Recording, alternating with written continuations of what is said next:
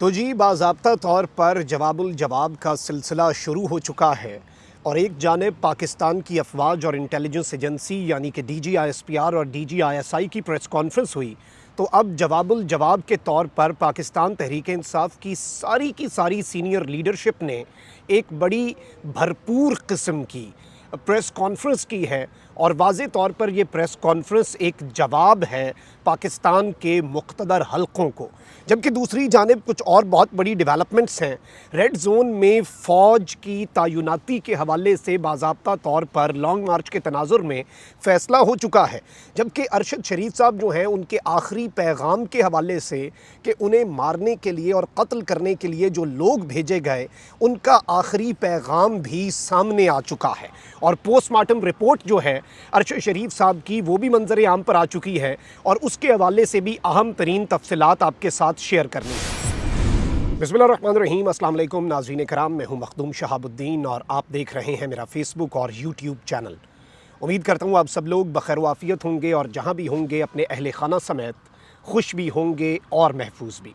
ناظرین کرام، فواد چودھری، اسد عمر، شاہ محمود قریشی، شیریں مزاری، حماد اظہر یعنی کہ پاکستان تحریک انصاف کی پوری سینئر لیڈرشپ نے اہم ترین پریس کانفرنس کی، اور یہ پریس کانفرنس DGISI اور DGISPR کی جانب سے کی گئی اہم ترین اور انپریسیڈنٹڈ پریس کانفرنس کا جواب تھی۔ اب اس سب کے اندر بڑی اہم باتیں ہوئیں، اور اس طرح تو کھل کر پاکستان تحریک انصاف نے اداروں کو جواب نہیں دیا، لیکن پاکستان تحریک انصاف کے رہنماؤں نے بڑی اہم باتیں کی ہیں۔ جس طرح فواد چودھری صاحب نے کہا کہ آج بھارت کے وزیر دفاع نے کہا کہ ہم پاکستان سے آزاد کشمیر اور گلگت بلتستان واپس لے لیں گے، لیکن آج کی پریس کانفرنسز میں بھارتی وزیر دفاع کو جواب دینے کے بجائے پاکستان کی سیاسی قیادت کو ٹارگٹ کیا گیا، اور فواد چودھری صاحب نے کہا کہ مجھے ISPR کی پریس کانفرنس کی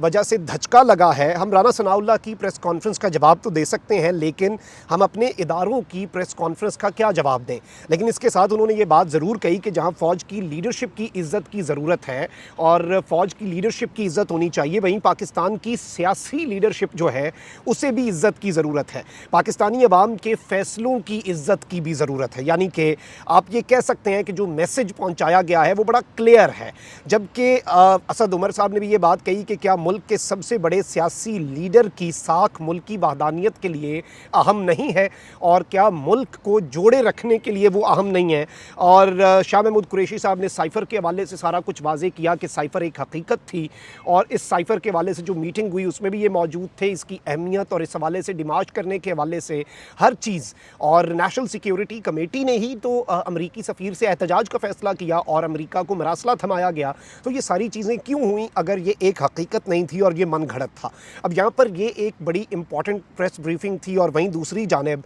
جو ہمارے منسٹر آف ڈیفنس ہیں خواجہ آصف صاحب، انہوں نے یہ بات کہی ہے کہ اسلام آباد میں نقص امن کا خطرہ ہوا تو آرٹیکل 245 کا اطلاق کر سکتے ہیں، اور انہوں نے اس سارے کے سارے معاملے کے لیے بہت سی باتیں کہی ہیں۔ لیکن یہاں پر PTI لانگ مارچ کے حوالے سے وزیر داخلہ رانا ثناء اللہ نے جو سٹیٹمنٹ دی ہے وہ بڑی امپورٹنٹ ہے۔ انہوں نے کہا ہے کہ ریڈ زون میں فوج تعینات کرنے کا ہم نے فیصلہ کر لیا ہے، اور کسی کو ریڈ زون میں داخل ہونے کی اجازت نہیں دی جائے گی۔ تفصیلات کے مطابق رانا ثناء اللہ نے پریس کانفرنس میں یہ ساری کی ساری باتیں کیں اور کہا کہ عمران خان نے عدم اعتماد کو ناکام بنانے کے لیے سائفر کا ڈرامہ رچایا، اور نیازی ہر روز ایکسپوز ہوتا جا رہا ہے، اور انہوں نے کہا کہ ایسا موقف اختیار کیا گیا جس کی کوئی بنیاد نہیں تھی۔ آڈیو لیک کے ذریعے بھی پتہ چلا کہ عمران نیازی ایک کھیل کھیل رہا تھا، اور میر جعفر، میر صادق، نیوٹرل، جانور اور غدار جیسے الفاظ سے پکارا گیا۔ اگر اس آدمی کے مفاد کے لیے کوئی ادارہ کام کرے تو پھر یہ تعریفیں کرتا ہے، وہی سارا جو نیریٹو ہے obviously۔ لیکن یہاں پر اب یہ بات بھی ہو رہی ہے کہ عمران خان صاحب کی گرفتاری تک معاملات جا سکتے ہیں، اور یہ جو فیصل وارڈا کی پریس کانفرنس ہے اس کے علاوہ دیگر جو چیزیں ہیں انہیں بنیاد بنا کر پنجاب اور خیبر پختونخوا میں گورنر رول جو ہے اس کے بھی امکانات کو رول آؤٹ نہیں کیا جا سکتا۔ اب یہاں پر یہ ساری کی ساری چیزیں تو ایک جانب ہو رہی ہیں، وہیں دوسری طرف شہید صحافت اور پاکستان کی قوم نے یہ پیغام دے دیا ویسے آج ارشد شریف صاحب کے جنازے میں کہ یہ قوم ارشد شریف کی آواز بن چکی ہے، اور ارشد شریف کی قربانی جو انہوں نے اپنی جان دے دی، اور جن بھی حالات میں گئے، لیکن ہمیں نہیں پتہ کس نے کیا کیا، ہمیں نہیں اس سے غرض کے کینیا میں کیا ہوا، ہمیں بس یہ بتائیں کہ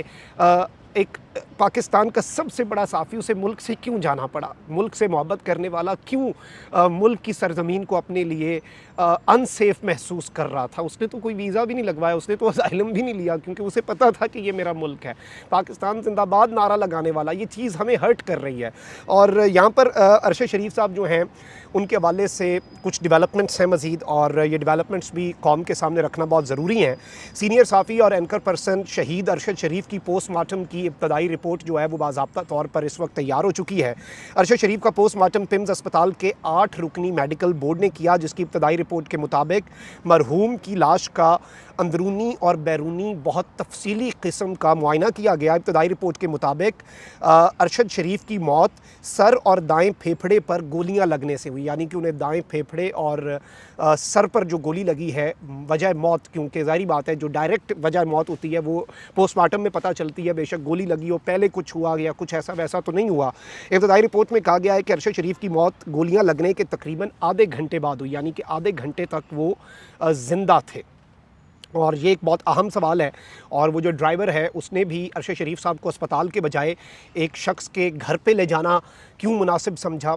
ख़ुद वो अनहर्ट था, वो उन्हें अस्पताल भी करीबी लेके जा सकता था, लेकिन ऐसा क्यों हुआ, ये अलग क्वेश्चंस को रेज़ कर रहा है। और अरशद शरीफ के दिल, गुर्दे, फेफड़े, मैदे से नमूने साइंस लैब भिजवाए गए। फोरेंसिक के बाद पोस्टमार्टम की जो हतमी रिपोर्ट है वो भी जारी कर दी जाएगी। और इस सब के अंदर कुछ और डेवलपमेंट्स भी हैं। अरशद शरीफ साहब जो हैं